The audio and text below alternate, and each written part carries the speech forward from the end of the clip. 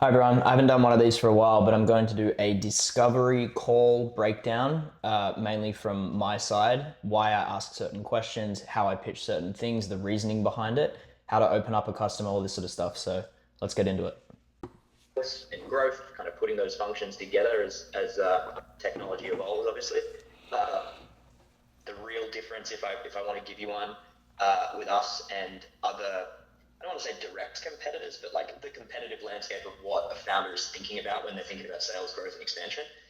We're not just advisors, we're not just consultants. Like we will do the work as well. We're on the ground with you, very, very hands on. Yes, we do strategy stuff as well, but it's also hands-on, dirty work, which is what startups need. So, yeah. Yeah. Okay, so the reason why this is at 5 minutes into the call, we've done our pleasantries, we've done our nice to meet you, where are you from, where are you living, all that stuff, right? That's been done. 5 minutes into the call.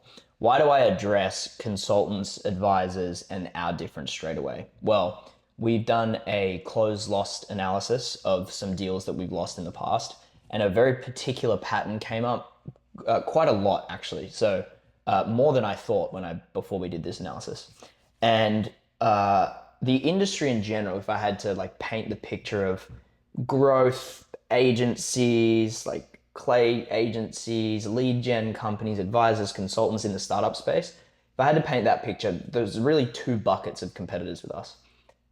Three, kind of. All right. So one is consultants and advisors. These can be random, just individual people that are trying to go get new business and meet founders and consult to them.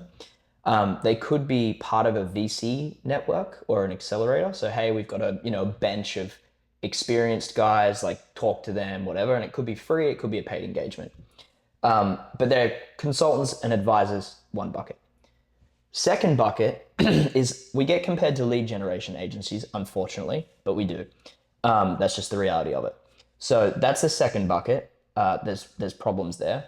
The third is like all the tech platforms really that fit into this world where customers spend money and try to do it themselves and sometimes do it themselves well. That's kind of an adjacent one.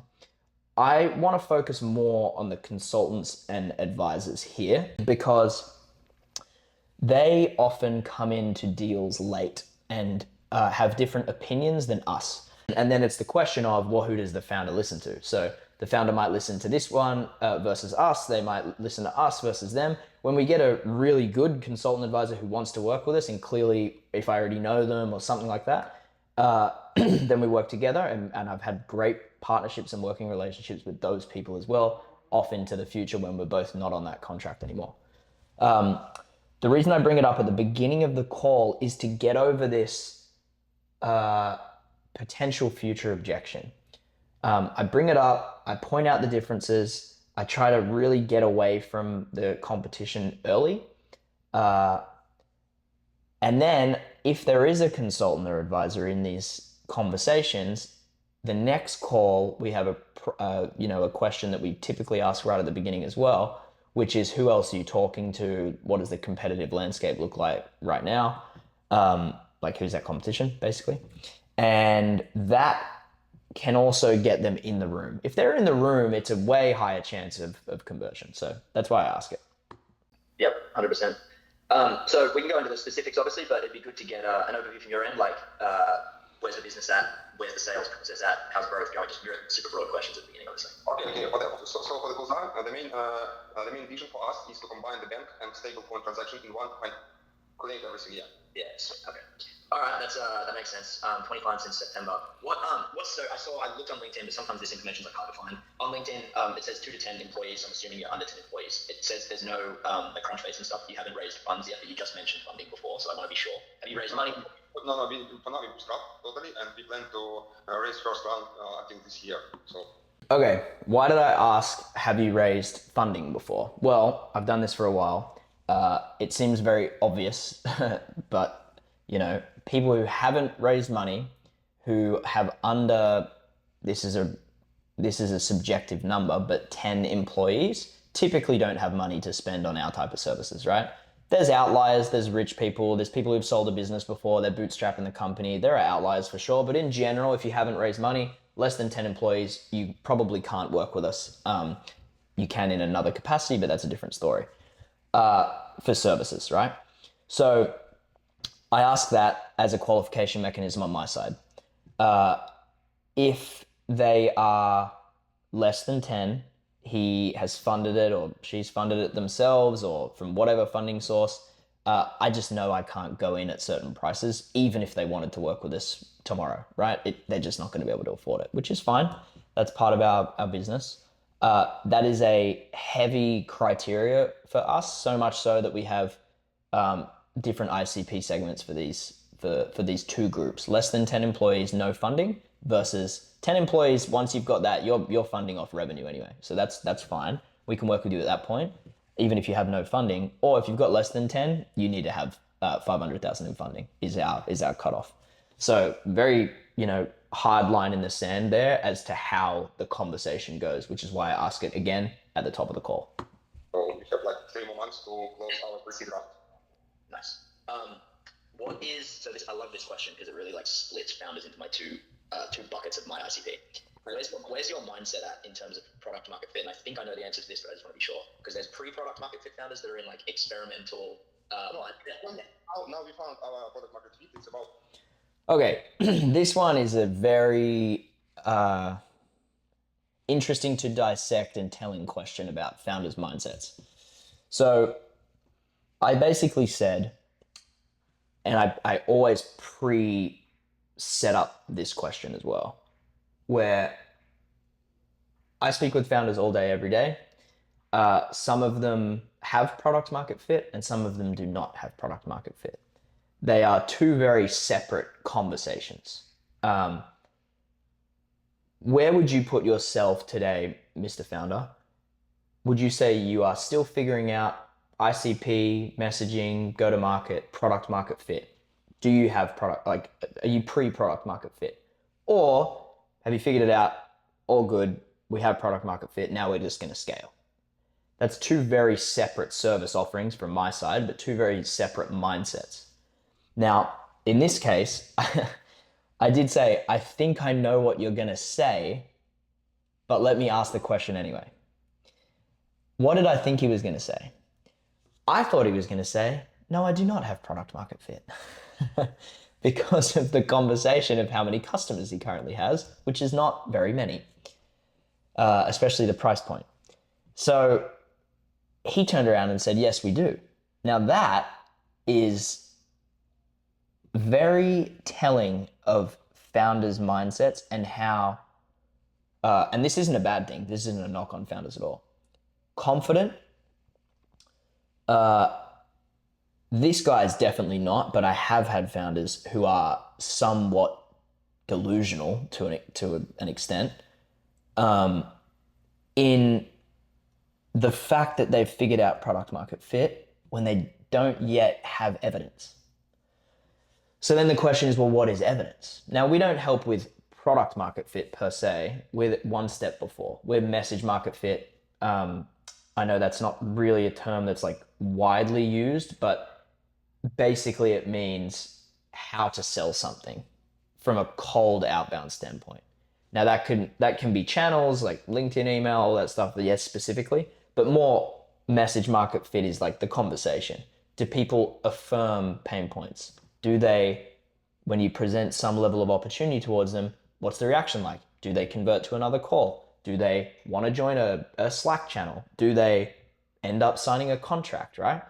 That whole process in B2B SaaS world is 3, 6, 9 months, depending on the deal. So when founders say, I have product market fit, but don't have 50, 100, 200, 500 customers and are growing rapidly at a decent rate, it puts a slight strain on the sales process, if I'm being honest. Because if you're being a consultant, this isn't a salesperson. This isn't me trying to just sell something now at this point. This is like making them realize what they mean when they say that. So their belief is so strong in their product, which is a good thing. That's what you want. Their belief is so strong in the product that they are jumping ahead 3 years without having sold the product to a whole bunch of people. That's my point. Sometimes you take them down the route of trying to change that mindset. sometimes you'd be very honest depending on and when I say honest, I mean upfront and direct with them. And sometimes you sell them what they want, deliver what they need. And that balance is also fine. Because when we get on these calls, let's say we close this guy, we get on those calls with prospects in the US, which he hasn't really sold to based on this conversation. He's going to learn so much. So our process anyway applies to him, right? So it's an interesting one. It's two very separate mindsets of founders. I'll throw it back at you. Who do you see as competition who's going after the same ICP right now? Yeah, we know that Res Finance and Request Finance. It's two.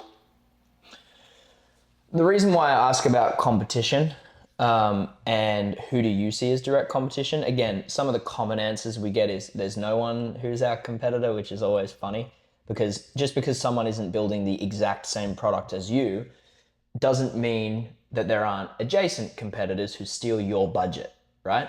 So there might not be a person who makes a phone and it's just Apple, right? Apple's the only phone product, but people buy cameras and they've just spent $1,000 on a camera and now they don't have $1,000 for a phone. So like, you have to think about those type scenarios as well. Can they use a spreadsheet to get around whatever you're solving for? Who knows, right? But there's definitely not no competition in tech. Very, very rarely.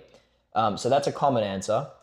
The reason why I do ask that as well, again, is one of the best strategies on LinkedIn in 2025 and 2024, to be honest, is targeting your competitors' followers on LinkedIn.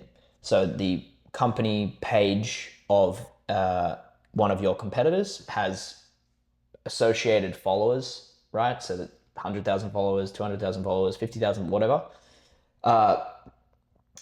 That data source is very, very valuable.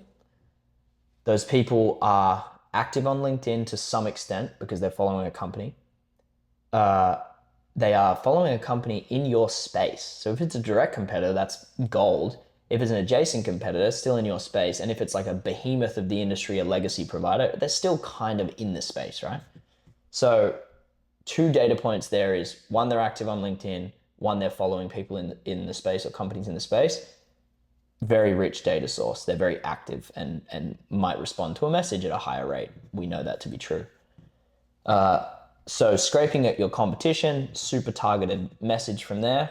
Great conversion rates on LinkedIn. That's also why I asked this will be built into my proposal. But it is a bit of a pointed question for a first call. So hopefully that's okay. When I speak to bootstraps founders, I'm a bootstrap founder. I get it. Spending money is, you have to be careful because it's your money, right? Versus when I speak a seed stage founder who's just raised $16 million, like a few of my clients have, like $8 million, $16 million, $10 million.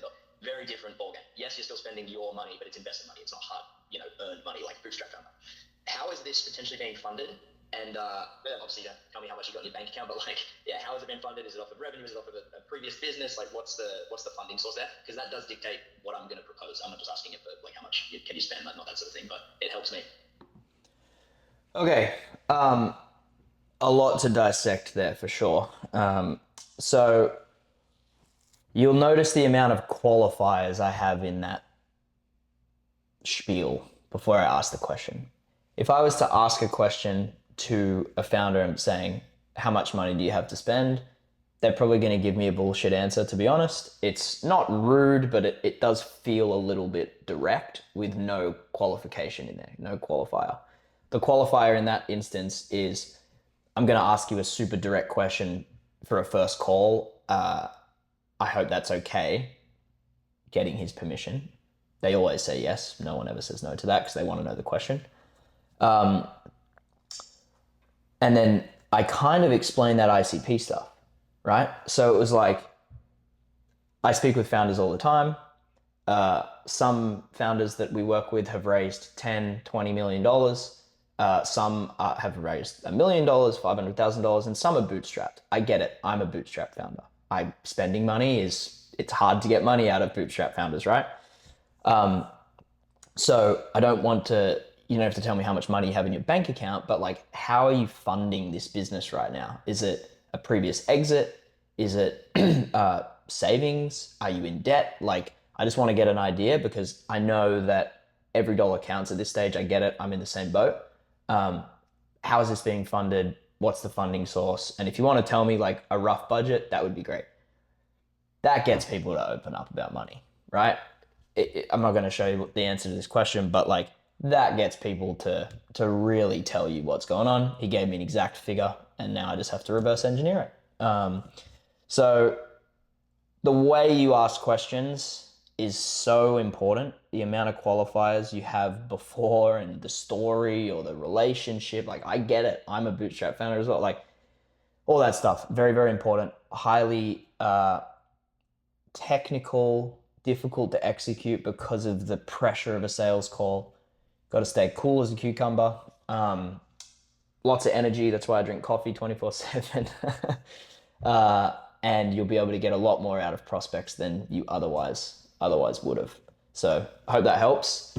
And I'll keep doing these every couple of weeks. Hopefully they're valuable. And if you ever do want to chat about the best practices of discovery for a business like yours, then happy to get on calls.